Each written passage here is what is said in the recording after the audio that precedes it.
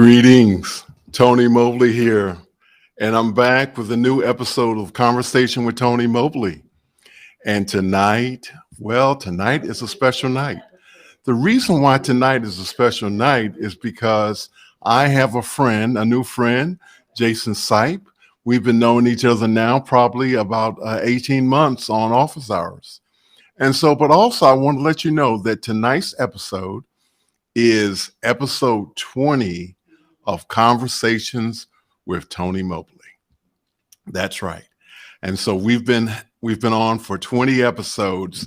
Yay, Conversations with Tony Mobley. Why are we here? We're here because life has provided me the opportunity to have real conversations with real people.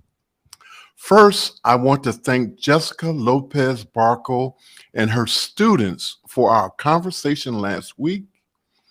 I want to thank the team behind Conversations with Tony Mobley.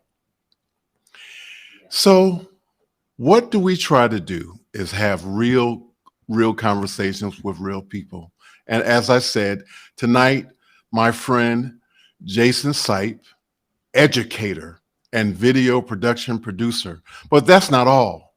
But guess what? You have to tune in to find out more about my friend, Jason Seipp.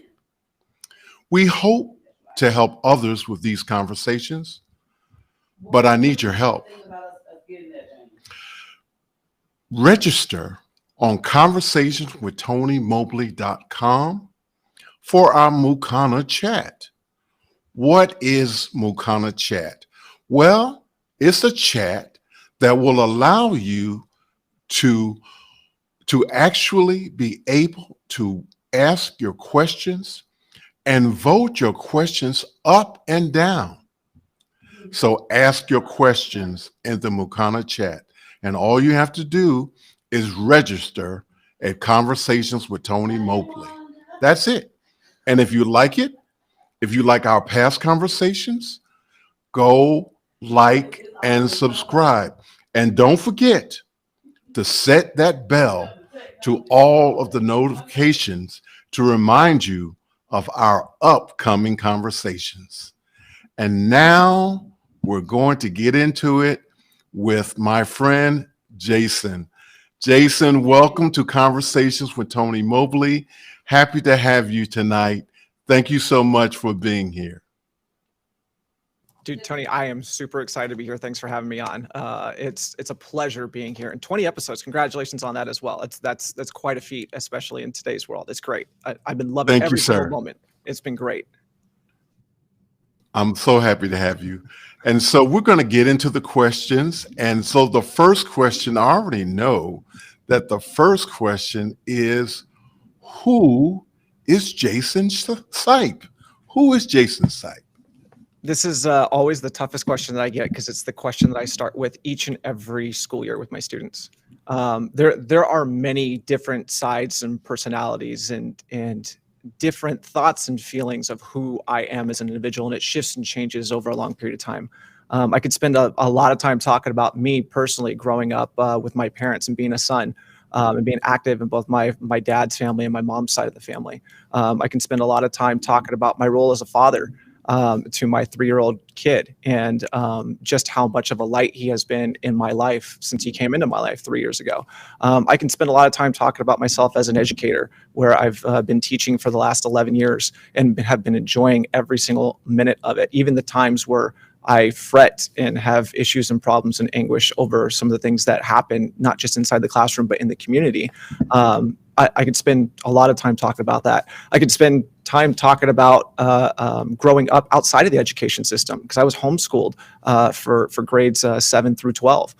Started in public education from K through 6, was homeschooled 7 through 12. Went to a private university for college, graduated and came out, jump back into the public education system. Or I could even talk about my time as being a broadcast technician, working a bunch of different jobs, and for clients and individuals like Rick Warren from Saddleback Church, California Baptist University down the way, ESPNU, Fox Sports West. There's a lot of breadth and depth to me in my life, and I'll be happy to share it if everyone has questions more about it tonight. Fantastic. So I am going to I am missing my screen where your questions are. It's so great. I love those production snafus that happen right at the worst possible moments. Um, Yep. So this is, I had a little wrinkle in the beginning, and I know Alex doesn't like for us to talk about when we have little bumps, but well, then how about I talk a little bit more about what I currently do and where I'm situated. I okay, have I great. have yeah, I've been teaching for the Riverside County Office of Education here for the last 11 years. It'll be 11 years in January. I actually started out by coming in the middle of a year to a teacher or after a teacher that I didn't know at the time, but was being fired and let go. The students that I actually came into the classroom with and for thought I was the substitute and not the permanent teacher. We literally switched out teachers at the semester mark. And so my first 6 months, not just in the classroom, but learning to understand public education again, was spent trying to convince students in a lower socioeconomic area that not only did I deserve to be there, but I was there to teach them their content for the rest of the year, and I wasn't going to be going anywhere. And for a little scrappy 24-year-old, it was something to walk into, especially since the room was bare. Being asked to walk in at 24 years old in the middle of a school year with no computers in the classroom, no curriculum from which to teach, and no computers on which to give students technical know-how was a challenge. And I would definitely be remiss if I didn't mention how difficult those first 6 months were. But trial by fire, man. Fire hardens people, and it's what makes beautiful creations. And I think things turned out well. Have turned out well since. Very cool.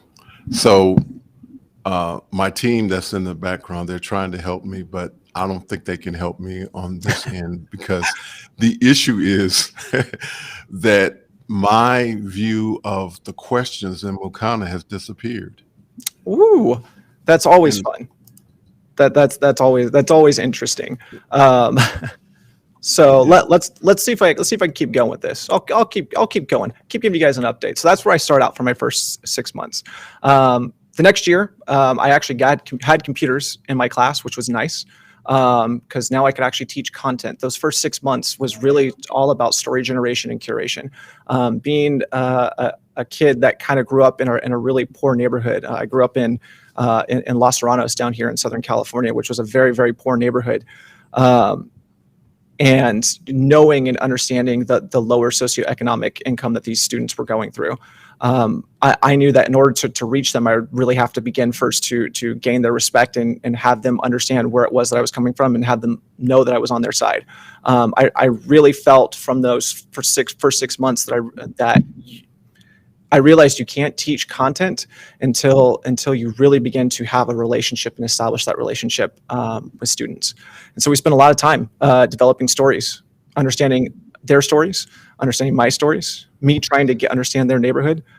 It was a very difficult 6 months to start out with, but now that trial and that tribulation has just blossomed and turned into a program here at the new school that I'm at, where we had a state senator come down and take a look at what we do in here and have it become the model for career and technical education for the Department of Jason, Labor. I think that we're going to actually have a video to share with that a little Yeah, bit later about with the senator. awesome. So I want to thank you so much for making that available to us. Sure thing. The question that I want to ask you right now is, can you talk about the things that your parents instilled in you as at a young age that you are now utilizing in your work right now? Yeah, sure thing. My dad actually worked for NASA. He was a pyrotechnic engineer working on the space shuttle. You wouldn't know that the first couple of years, and based on the neighborhood we were at, because he and my mom were coming out with a lot of debt. They ran up a lot of bills in their 20s and really couldn't afford a nice place or a nice area for us to live in. So my dad, I learned a lot about mathematics and understanding engineering. My mom was a writer for a local newspaper that we had, and she even published a book of poems back in the mid 90s, specifically targeted and aimed at elementary school children. Eventually, she would become my teacher for 7th through 12th grade. And it was a struggle transitioning from public education to being homeschooled. But she made it much easier and much better because I was taught by them how to not just be in the world, but be a part of the world, and to know that when you poke life, it pokes you back, and you can change it and you can mold it. And there's a lot of different stuff that you can do with it. And if it wasn't for them, I wouldn't have that understanding that I could pass on to my students today. Fantastic. So, can you talk about how COVID affected you and your students? Yeah, COVID was very interesting. So I found out about COVID in our area while I was at a conference called CATA, which is the California Activity Directors Association. They have a yearly meeting they hold in either Reno or in San Diego. I was up in Reno with a couple of my collaborators here on campus at the time. And we found out that our first individual had come down with COVID down in this area. We came back from that event, and we actually put together our Scholar Bowl, which is a scholastic event that we set up to make it look like it's an esports gaming type deal. We normally have it in our gym. We were told it had to get shut down and got moved to our Performing Arts Center, and we did it to basically an empty audience on stage. It looked great. But little did we know that was the last time we were going to be on campus for 18 months. So I took 5 of my students, and we collaborated over the internet using Zoom, Skype, Twitch a lot at the time, and really did whatever we could to make sure that those kids had a great and fantastic graduation. Ended up being one of the top 20 most viewed graduations on YouTube for the week that it was out. And we got some of the best feedback in the 17 years that this institution has been around based on the production value of that particular graduation. And it really would not have been possible without those 5 students. They were I was just wondering, was that across the country, or was that just locally? So actually, for our graduation, we actually did do some live interviews over Skype using our new tech TriCaster that we had. At the time, we were using a 460. And we actually, all the students were here on this campus. We're out and located at Vista Marietta High School in Marietta, California. But because of COVID and because of some of the things that were happening, some students moved already, including one of the students we were interviewing, moved to North Carolina. And we didn't even know that he was actually in North Carolina until he mentioned it literally in the middle of his pre-show interview before we actually rolled stuff on graduation. For people that want to see the video, you can go take a look at it. It's at youtube.com/VMHSBNN. It stands for Vista Marietta High School Bronco News Network. If you just search our 2020 commencement ceremonies, you'll see we interviewed some of our students of the month. And literally in the pre-show is when we found out that information. Very cool. Very cool. So I'm going to ask you to talk a little bit about the video, and I'm hoping that that will be coming up soon. Yeah. And I think that you can talk over it. Yeah, definitely. As it airs. Yeah, because there's definitely no audio here. So what we're currently taking a look at is my students. This is a football game actually that we did just this past week. This is some B-roll footage that they shot. We use GH5Ss here in our class. And when we go out and do a broadcast for a football game, we actually do everything ourselves. So we set up our XF405s. We can have up to a 10 camera shoot. For this one, we only did about 4 cameras. We have a couple of kids shoot B-roll for the game as well. But they take everything from our studio, drag it all the way a quarter mile over to our stadium, set up down on our field, and actually begin to do the entire broadcast from the beginning to the end, all on their own. Of course, with supervision, but honestly, they would prefer it if I didn't supervise, if I just went away and enjoyed the game. And I love it when they do that because it means they can handle it, and typically they do. All the students that you're taking a look at right here are sophomores. this year. So they are ones that are the up and coming individuals, and they're being trained by my seniors and by my C-level officers to be able to put a lot of this stuff together. We are actually contracted with NFHS network, and we are currently in negotiations with a much larger network. We're working out insurance issues and stuff like that. But we're talking with a much larger network to actually be a roving production crew for them in the future. So could you talk about how office hours helped you with COVID and instruction during everything? Yeah, so what was great was I've been a longtime viewer of office hours, but I didn't interact for the first year. I watched and have watched Alex from afar. Alex actually doesn't remember this, but I have been on one of his productions. I have been on the talent side of one of his productions before, and it would be great for him to search back through his old archive footage to find me asking a question of specific individuals that he was working with. But I've always watched him from afar, and what I started noticing the office hours crew doing is I noticed how they began to take the idea of broadcast productions and really pivot it for the virtual space. And what was great about what they were doing is the technology and the understanding of how to implement it was exactly what we as teachers and instructors needed for that time. And based off of what I saw a lot of teachers going to Zoom, a lot of teachers moving towards Teams. For my space, I really wanted to start as basic as I possibly could and go one directional to students until we can establish that relationship a little bit better from afar. So I spent a lot of time during COVID actually streaming my content out on Twitch and having students hide behind handles in order to have conversations with me, because I knew who they were. The general public didn't.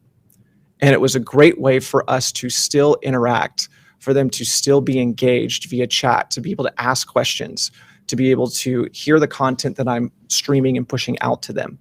And also to know that their teacher had an understanding of the culture in which they're growing up in. It's not a broadcast culture anymore. It's very much a culture that is lived through a lens. And having that understanding of moving away from something like Zoom, moving away from something like Skype, and to know that your teacher understands how you live your life, I think resonated quite a bit with those students. So I'm going to just take a quick pause right here and ask that my team put in, I do have the teleprompter back, and if you can put the questions in there, I will be able to see them. Thank you. Thank you guys so much for that. And so we have a question from someone I know that you know very, very much so, Okay. Mr. Roscoe Jones. Oh, fantastic. And he says, what is your favorite conversation to have with your students? That's a great question. There's actually one word that I use when talking to my students, and they know exactly what it means when it actually comes up, and that word is Psypology. The reason why we call it Psypology is because it's a time where I sit down one-on-one, sometimes individually, but most of the time it's in a group inside the classroom. And when we have a conversation, we check lies at the door. It's time for us to be real. Conversate right now. I'm going to throw something out. You tell me if it's true. You follow up on it. You tell your particular story with it. And it's really delving into them understanding themselves via psychology. And we spend a lot of time trying to get these individual students with each other really beginning to resonate on not just the decisions that they make, but why they make the decisions that they do. Because so much of what we do in the video production world starts with the question, why? Why am I framed the way that I am? Why do I have a camera over my shoulder here in the background? Why is my lighting here? And why am I being lit from 3 different sources here in this particular shot? And so to get them to open up a little bit more about themselves is very, very, very interesting, because that gives me a chance to not just teach content, but to establish a relationship that will go beyond the boundaries and the walls of the classroom. And a lot of students typically tend to pick this up and start having these type of Psypology-like questions and answer sessions with their friends. And honestly, before office hours, this was office hours for us. We would sit down and have these questions and conversations where people would vote things up, not by actually clicking a button, but with their voices and going, yeah, let's have that conversation. And what was great about it was a two-way street, right? Just because there was one person in the hot seat, that we called it, doesn't mean that that person has to answer all the questions, nor should they have the answers to all the questions. It's to facilitate the conversation and to allow those words and those messages to pass back and forth and through individuals to hopefully establish meaning in their lives. One of the conversations that meant the most to me was one that I had with a student that I had. His name was Luis. Talked to the student a total of 2 times. The reason why I talked to this student a total of 2 times was because he ended up dying in a car accident after the second conversation that we had. He was growing up in a neighborhood. He joined a gang, part of a very bad, a bad crowd that he kind of ran with. And one of the questions that I asked him, literally in front of his group, in front of his homies, was, what are you going to do if you're not here tomorrow? What do you want your parents to think about you? What do you want people to say about you? And his answer was, I don't know. I'll figure it out later. And that's one of the last times that I had a conversation. That is the last time I had a conversation with that particular student, because he ended up dying and passing away in a car accident a week later. Wow. And that was within my first 8 months of teaching. I actually, at the previous school I was at, I lost, in the 6 years I was there, I lost 9 students. And it was to a lot of different things. One was to a stabbing outside a church, gang related. Another one was in a car accident, literally less than 2 miles away from where I was at that particular time. Another one was a football player, star quarterback of our school. Football team wasn't that good, but ended up hanging himself a little bit literally right after he graduated, because he felt like he couldn't go anywhere. It was a deep, dark time. But what kept everyone going was being able to facilitate and have those conversations about what would cause an individual to do this? Why are some people hurting? Why are some people celebrating? Why do good things happen to bad people? Why do bad things happen to good people? And it really resonates with students when you can begin to talk and have those discussions together and tell stories using cameras, using microphones, using a bunch of the technology that we have today to really begin the story. Correct. To sort through. Yeah. Amazing. And so Roscoe asked another question. He said, how have you witnessed student critical thinking skills you teach impact them in areas of video production, areas outside of video production? That's a great question. Outside of video production. One of the things that I spend quite a deal of time on with students in the first 12 weeks that they're with me, so we're just now coming out of this, is really working on story outlines, treatments, scripts, and storyboards. I have one major assignment in the first 12 weeks where students tell me a little bit about them. And literally it's called the About Me assignment, About Me story, where they have their phone, they have a camera. Tell me about yourself. You got 1 minute, go. But the rest of the time in class, it is teaching them how to structure stories, structure narratives, in hopes that they will utilize the way in which they're structuring these stories to structure their lives. And what I've come to find out is that when you empower students to allow themselves to structure their lives, and you put real focus and emphasis on the tools they use in which to structure their lives, and you encourage them that, trust me, your life will get better. I will show you how much better your video will be as a result of you structuring your life in pre-production. That carries over to other things. And I really tend to see it when students apply for colleges around this time, because they're the ones that aren't asking for help. They're self-advocating because they feel confident enough that they know how to structure themselves and can set themselves up for success later on. And this isn't the high-performing students. These are your C and D students that are the ones that are learning how to self-structure. And it bleeds over into their English class. It bleeds over into their math class, because as soon as they understand the story that they're walking into and the conversation which they're going to be having with people, it really changes the game and the way that they view the world. Jason, that sounds a little bit like you're doing a little bit of project-based learning. Definitely. And it's part of Psypology here in class. Definitely. Oh, very cool. Very cool. So what are you most concerned about for the future? And that comes from Tony Mobley. Tony, great. Tony's always there with the great questions. There is a lot of emphasis when it comes to the future that we should be thinking 10 years, 20 years, 30 years, 40 years. And what I've come to find out in my 35 years of being around is that my life 10 years from now is not the way I pictured it today. My life 10 years ago is not how I pictured it today. So it's great to have a goal and something that we can set our mind's eye on. But what really matters is learning how to structure your life here and now to hit the shorter term goals. 1 year, 5 year, 3 year, 5 year. Always have that 10-year goal. Always have that 20-year goal in the future. I think it's great. I think most people expect to live until they're 80 and to live a great, long, fruitful life. But so many people today don't tend to act as if they are going to not have tomorrow. And so I spend a great deal of time with students and also working on myself with calculating risk, not jumping and taking a risk, calculating it, understanding the cost of what it is that you're doing to move forward and look forward to in the future. I've always believed that the future is a rising road. I believe that we always take the best of what we've done so far forward with us.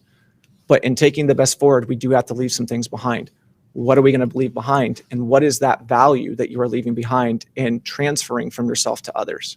Because so much of what we do here, in the short amount of time that we have here on this particular planet, really depends on how much that individual focuses on the impacts that they could have on other people's lives. So what does the future hold? I don't know, but I know it's good.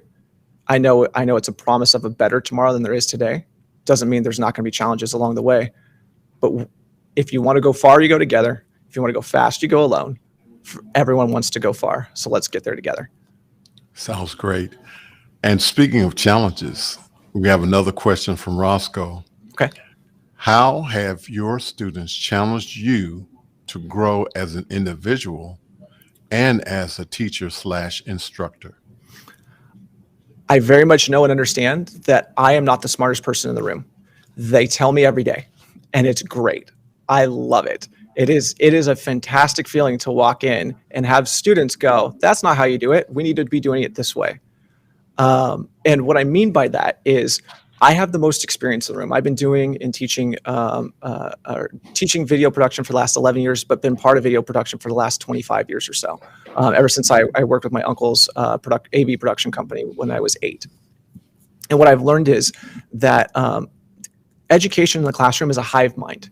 It's not one person has all the answers, nor should they attempt to try and get all the answers. The internet is a big place. What's great is the collaboration that you have between the individuals and seeing how the individuals become greater than the sum of the whole. And it's great when I hear students, as they're working in this class, talk about being part of BNN. They talk about being something that is greater than themselves and contributing what they have to that entity or that thing. And what's great is somehow, some way, I don't know if it's just the way in which we collaborate. I don't know if it was just our understanding of how conversations and projects and group-based learning really changes the focus of what it is that we're doing. Somehow we all come out smarter at the end of the day. Actually, I can just give a great example this morning. We're working on rendering text and rotoscoping individuals to put text behind people, in between people and the background that's out of focus behind them. This morning we were working in After Effects. I'm so used to the old rotoscoping where you have to sit there for 10 or 15 minutes letting stuff render to get things going. I had no idea that Rotoscope version 2.0 was out and that it can go faster, it can take us further, and we can get more stuff done. And the only reason why I knew that was because I put a student on an assignment told them, hey, let's put some text behind some people. Let's start working on these three-dimensional objects or working in a three-dimensional type of space. And they were able to figure that out and teach that back to me. So that's what I think. I really think the classroom is a hive mind. It's a cross collaboration. It's not one person that knows everything. Jason, I was just wondering, were you able to get some federal dollars to make improvements in your classroom in terms of cameras and equipment? Yeah, most definitely. When I first got here, it was the first year of doing what was called CTIG, or the Career and Technical Education Incentive Grant, where Perkins funding and funding from the state of California was being pumped into career and technical education classes to really make equipment that we're using with students really become state of the art. And so that's why, for example, actually just last week, I had $20,000 left over inside of a grant fund that was portioned to me. And I asked actually our office hours crew, hey, what cameras should we get? I can get 5 of them. Let's get 5 of them, see what we can do for $20,000, or 4 of them, if I remember correctly. And we ended up taking taking a hybrid of the exclamations that everyone gave. We ended up buying some of the Blackmagic Design 6K Pros. We grabbed a lens kit as a result of that. And really, we're starting to kind of pivot a little bit more based on things that are said and done in office hours, pivoting more towards studio videography. We still have things like the XF405 and XA35, a Canon 80D to go out and do more like EFP or electronic field production shots and equipment. But we're really focusing down and trying to figure out what is the future of videography. And so much of what the future of videography is how it'll function in the VR and the AR space. And if we didn't write those grants or get those grants here from our district, if it wasn't for this CTE initiative or CTE incentive grant, we wouldn't be able to do that. And I'm just wondering, so you were able to get some resources from the COVID money, but can you talk a little bit more about where the students are that you had at the beginning of COVID, if they are still in school, where they are now in terms of this whole experience now?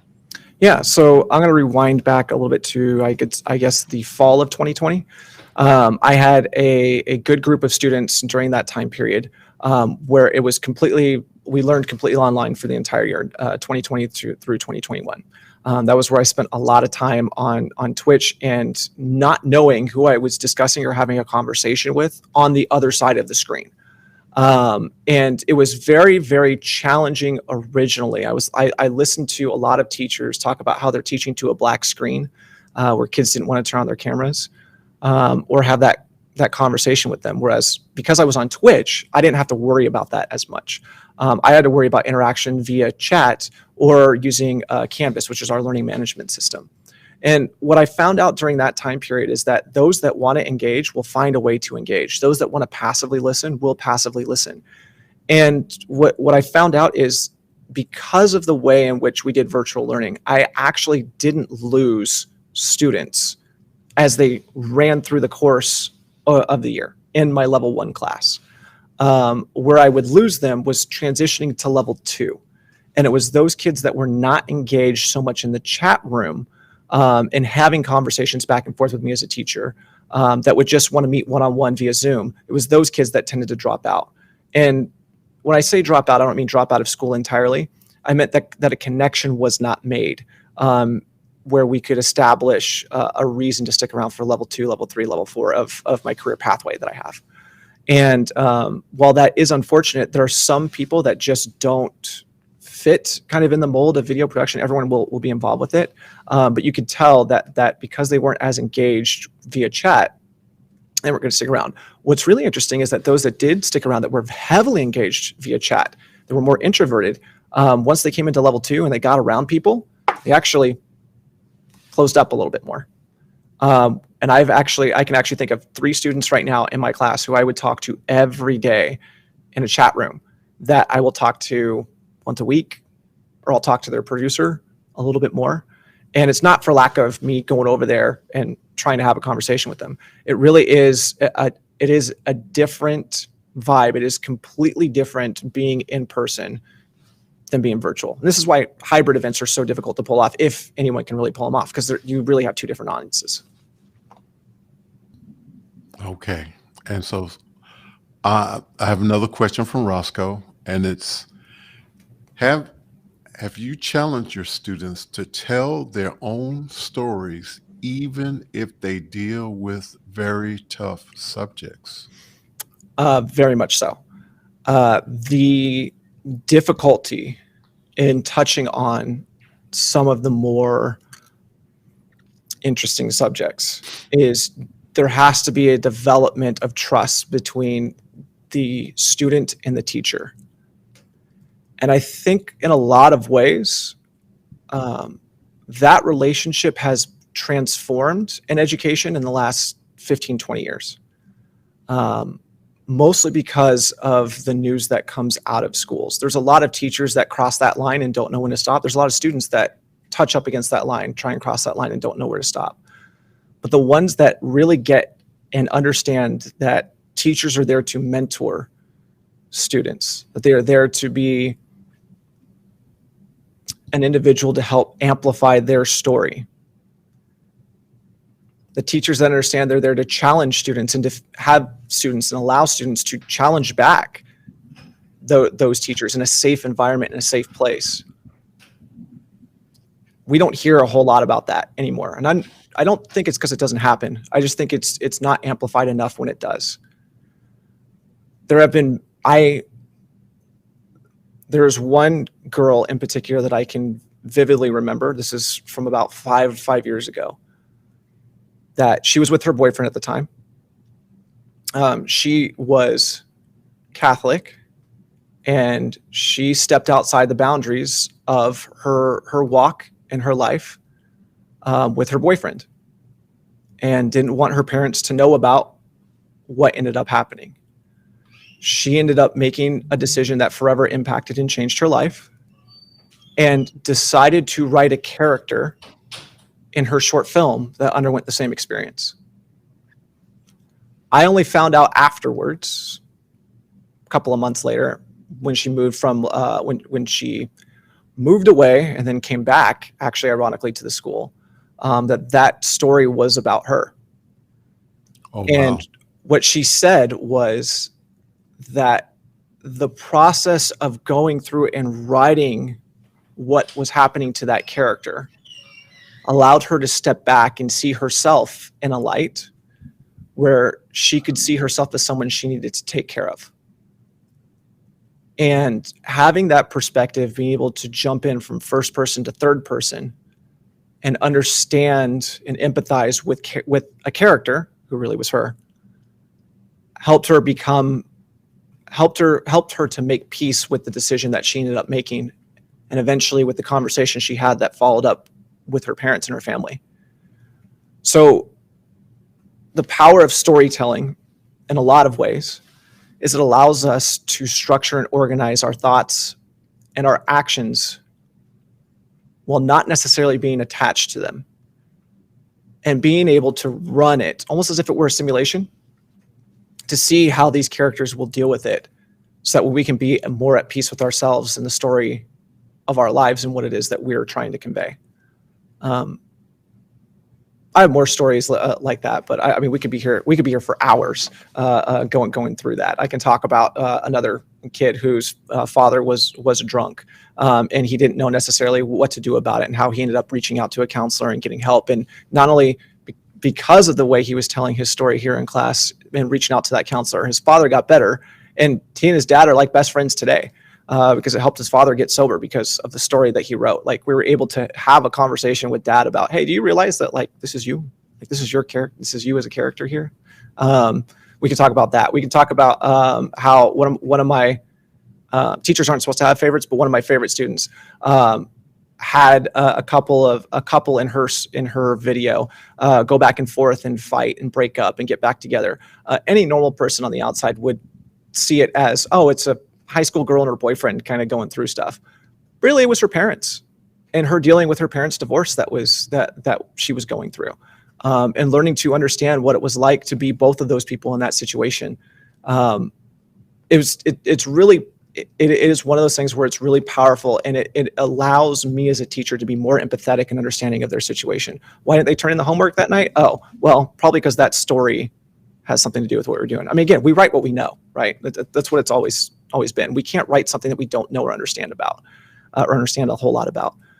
These kids write what they know, and some of the stories they come up with, very, very interesting. Wow. Yeah. Wow. So I have another question from our good friend Roscoe. He said, you exude passion for your students. Where does this passion come from, and can it be taught? One of my favorite people, actually not one of my favorite people, my favorite person in the world, has a phrase and saying that they like to say, and it goes, be the person that you needed at the lowest point in your life. Be the person that you needed when you were growing up. And that understanding changes the way in which an individual perceives their actions. Jason, can you say that one more time? Yeah, sure thing. It's I want to get the wording exact. It's be the person that you needed when you were growing up. And Very cool. what's so great about that is, in order to be the person that you needed growing up, you have to understand what it is that you need. And really, it is about structuring yourself and understanding where your weaknesses are at, and being not okay that you have weaknesses there, but being okay with struggling through them to get to the other side. And as I mentioned very, very early on, history is a rising road. Things do get better in the long run, right? If we keep going, if you're going through hell, you keep going through, right? You don't stay and wallow in despair, and be in that particular place, because it's not a fun place. You can have a lot of people that will come help you out, but knowing that you're going through it does not dissuade you from getting to the other side, and should not dissuade you from getting to the other side.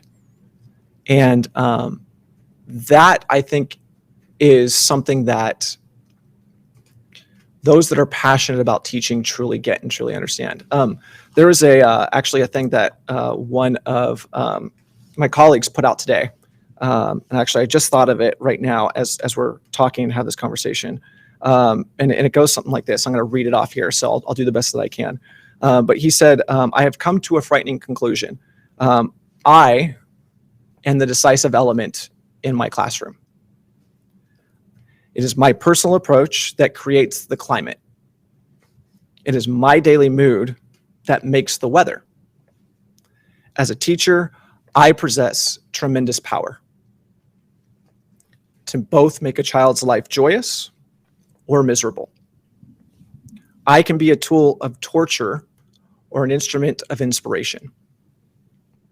I can humiliate or humor, hurt or heal, and in all situations, it is my response that decides whether a crisis will be escalated or de-escalated, and a child humanized or dehumanized. And that really hit home, not just with me, but with a lot of my colleagues here today. Yes, I can imagine. Wow. Powerful. Powerful.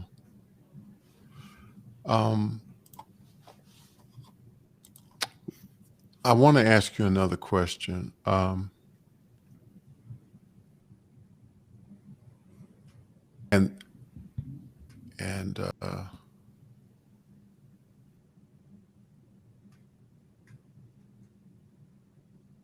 Jason, why teaching? That's a And the great reason question. I want to tell you why I asked the question. I asked the question because, Roscoe just asked this question about passion and empathy, and it comes through. And I'm not just saying because of this conversation, but we've had interaction for over months on Saturday on education office hours. And I'm hearing you talk about your students. I'm hearing the passion.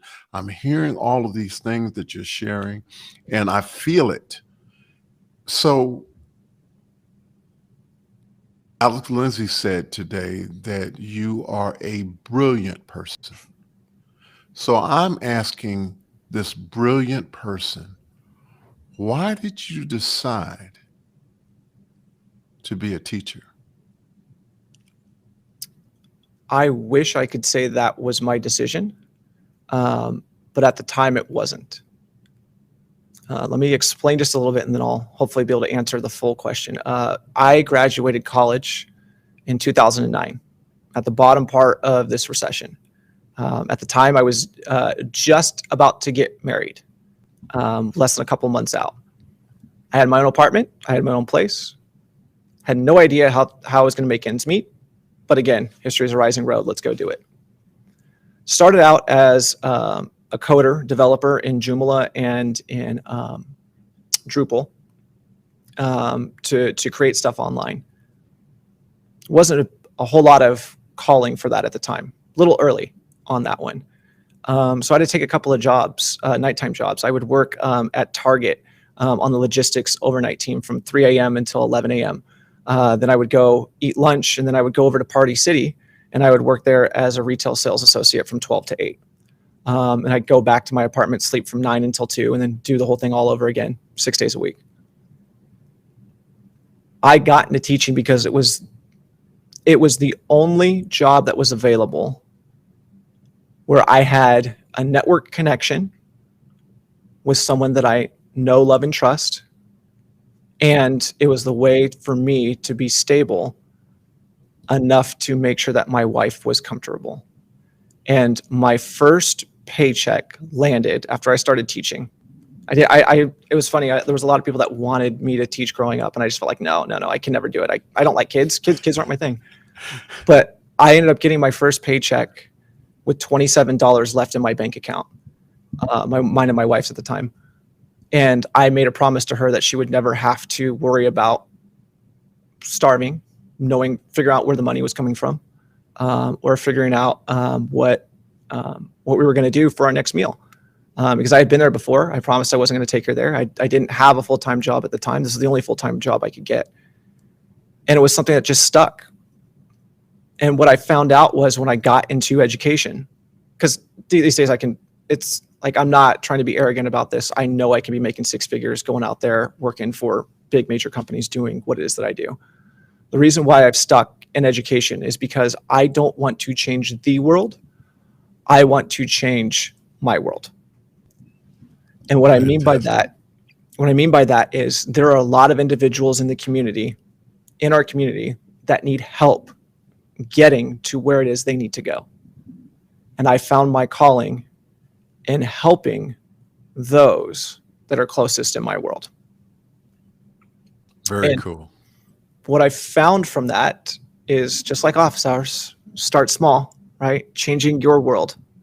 Is that for some reason this thing spins, and when you change your world, it just somehow opens up and spills out to the rest of the world. And before you know it, you are changing the world.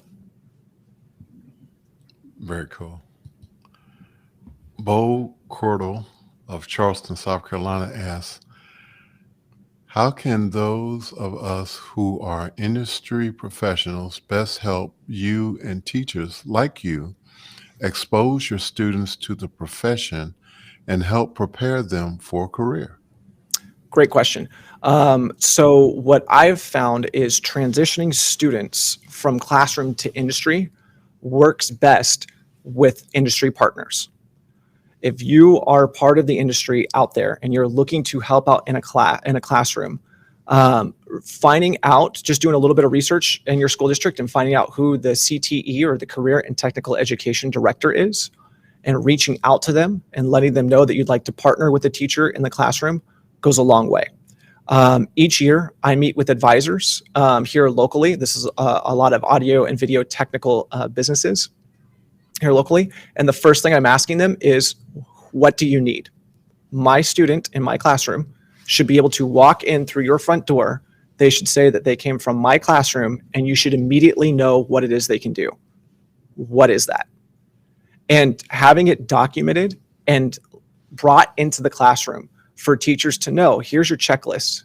Here's your list of competencies that need to be met in order for this individual to transition from the classroom to industry is extremely valuable and important. This doesn't just go for things like soft skills, computer know-how, being able to answer emails, to be able to answer phone calls, have a conversation with people. This goes down to technical know-how, a job description. Yes, I know and I understand that you want individuals that can provide labor to you at a lower cost. But what are the minimum qualifications that you need, and why do you want to partner with us? I've actually ended up doing that with a couple of individuals from my classroom. And what's great about that is that these local audio video production houses know immediately if a student comes out of Mr. Seipp's classroom, these are the core competencies that they're going to meet. If they don't meet that, then that hurts our relationship back and forth. And I, as a teacher, will do whatever I can to not hurt the relationship that I have with local businesses. So if you can, reach out or just do some research in your local school district, find the career and technical education director, and send them just a quick email. Let them know that you are a local industry looking to partner with a classroom and you would love to talk with the teacher at a school.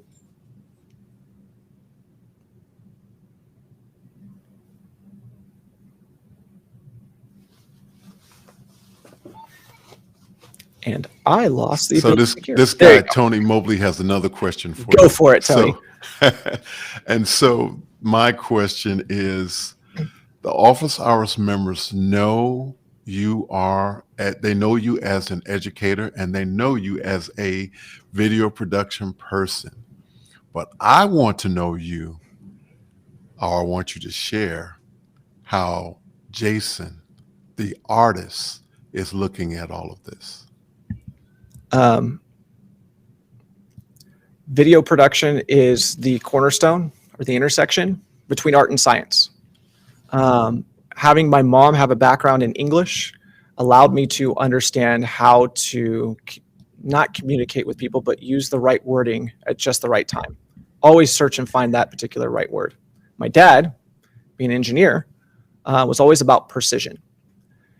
And so for me, mixing artistry and skill while also having the temperament to push and guide individuals forward is something to watch and behold.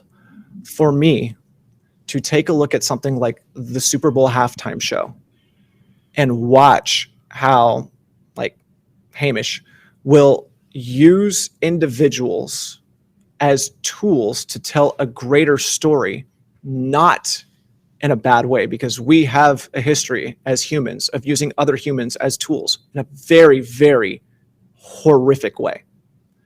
But to allow individuals to come together and create and build something that is bigger than the sum of the whole, that is what I see as true art. The individual that can rise above what the tool is and create something that sticks in the cultural zeitgeist is art.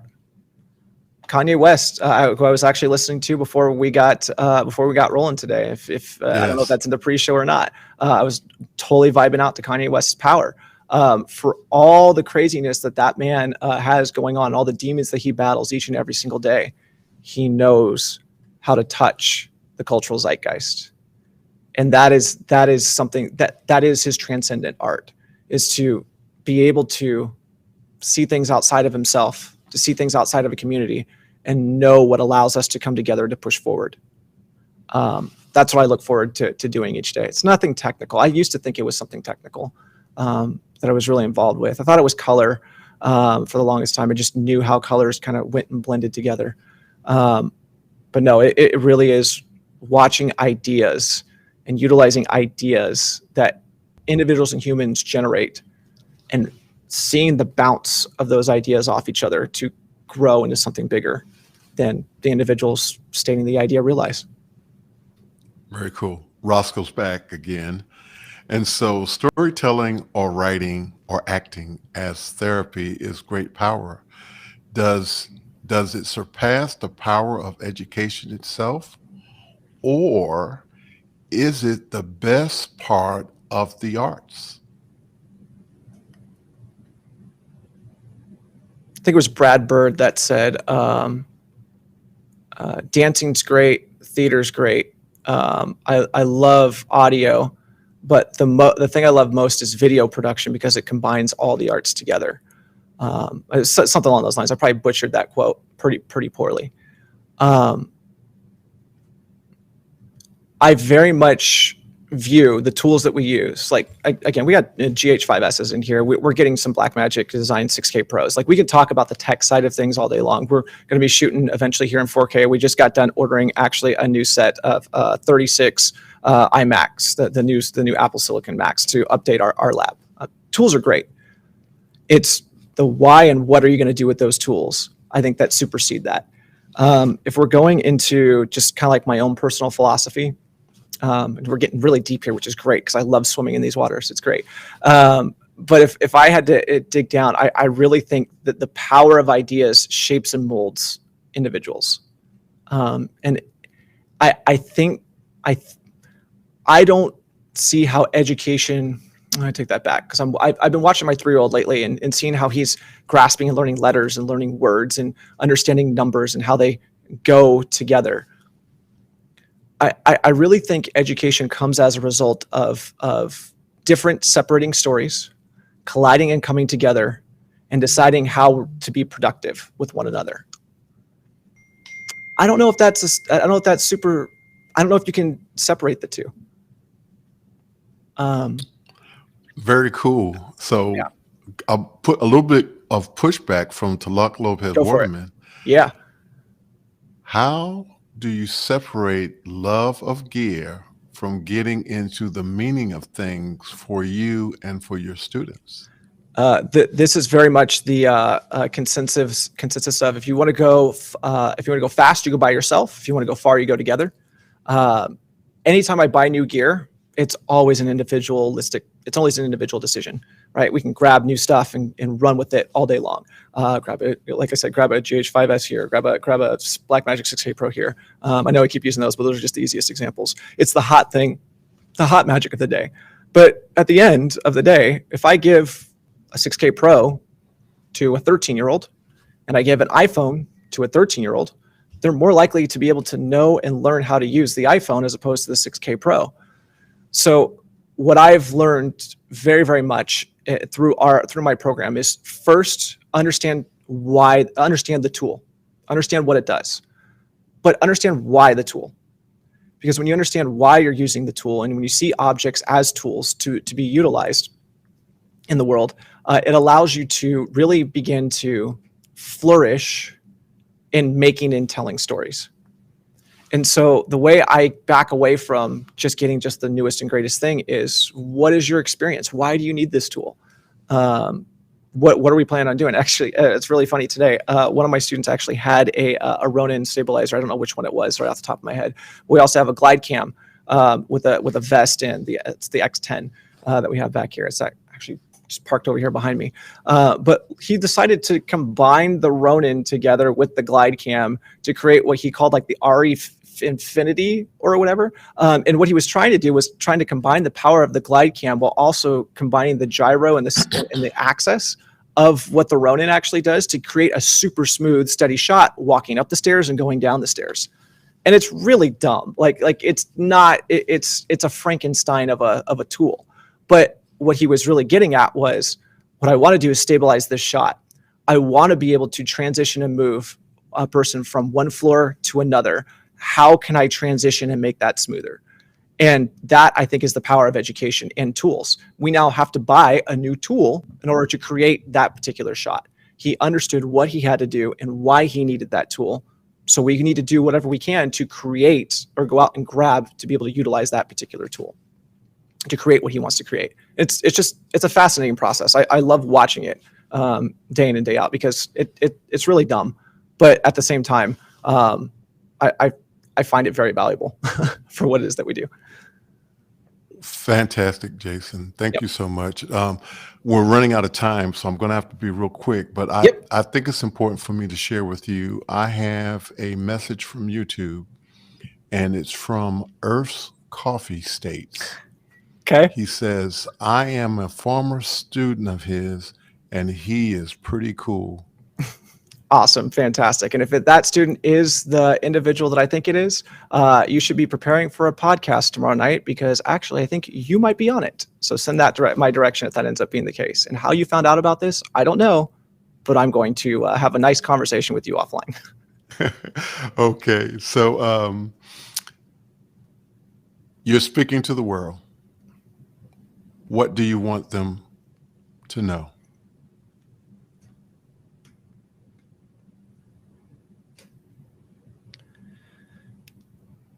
The most valuable thing that you can learn is that your actions have reactions. What you do or what you don't do matters. The only control that you have is what you do and what you decide to do with the time that's given to you. What do you want to utilize that time for? Because you're going to be remembered in some way, shape, or form. You won't be remembered probably 10 years beyond where you're at unless you develop and create with skill and artistry that which changes the course of all of us. There are very few people that can do that, but you can, and it starts with one simple action each and every single day. The decision to do or not to do something. So what are you going to do? Very cool. Wow. Thank you, Jason. Thanks. Thank you. Thank you so much for being here. Thank you for sharing your heart. Thank you for being willing to have the conversation. I can tell. I already thought it, but you confirmed it tonight that you are teaching, and you are teaching with your heart. So thank you so much for doing that. And as I begin to thank you, I'm also going to go ahead and do our end of the show thanks. Special thanks to Kimberly Mobley, the Global Family and Friends, Alex Lindsay, and the Office Hours members, Cloud Bedrock LLC, DVE Store, Liminal Entertainment Technologies, Byte Hive, Video360.com, ApprovedForLoan.com, Mr. Ken Jordan, Elms Park, Jonas Dattel, Aaron Huslich, Chirag Cheetah, David Brady, Marcus Lee Folk, Richard Lavery, Chris Fenwick, Manolo Lorenzo, Jeffrey Powers, Talak Lopez Waterman, Conversation with Tony Mobley's producer. And again to Jason, thank you so much, Jason, for doing the work. Next week, we will have a panel. Next week, we're going to have a panel of houses of worship doing virtual services. How are they getting it done? And coming soon, more interesting conversations with interesting people, mental health, filmmakers, musicians, and other creators. So we look forward to seeing you in those new coming conversations. Thank you all so much for being here. Conversations with Tony Mobley engages in conversations with people, real conversations. Please like and subscribe. Thank you so much. And you have an invitation to continue this conversation and this sharing in office hours, after hours, on office hours. And so I want to thank everyone again so much for being here again tonight. Thank you, Jason Seipp, for being here. Jason Seipp for being here with me tonight. I really appreciate it. I really appreciate you sharing your heart. Thank you so much, Jason. Thank you. Taking time out of your schedule to be here. Thank you all. We will see you next week. Conversations with Tony Mobley. Take care, everyone, and good night.